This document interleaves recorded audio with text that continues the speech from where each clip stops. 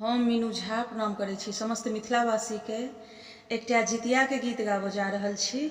रचनाकार MM झा जी छथिन। सब गोटे के जितिया के बहुत बहुत शुभकामना। धन्यवाद। जय मिथिला, जय मैथिली। चलो चलो हे सखी पात तोरू झिमनी, तेल खैर मन सो चढ़ाब हे। जितिया पाबन बर भारे, जितिया पाबन बर भारी। चलो चलो हे सखी पात तोरो झिमनी, तेल खैर मन सो चढ़ाब हे। जितिया पाबन बर भारे, जितिया पाबन बर भारी। पोखरिक घाट पर पाकरिक गाछ तर, पूजा करब विशेष हे सखिया, पूजा करब विशेष।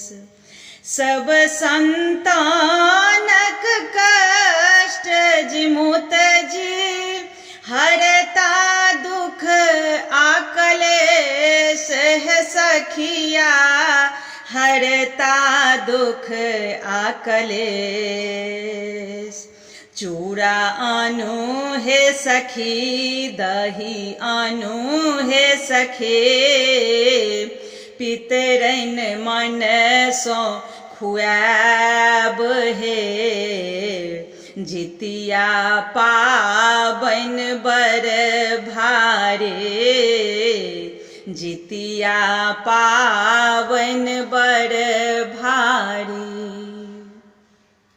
तीन साँझ निर्जला उपासल, सुमिरब हम भगवान गे सखिया, जितवाहन भगवान के।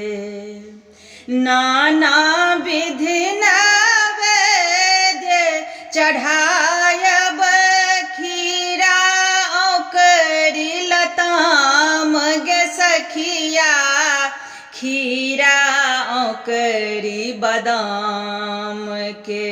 फल आनू हे सखी, फूल आनू हे सखे, धूप दीप आरती घुमाब हे। जितिया पाबन बर भारे, जितिया पाबन बर भारी।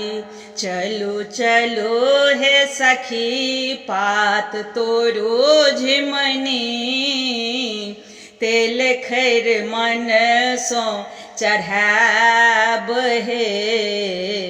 जितिया पाबन बर भारी।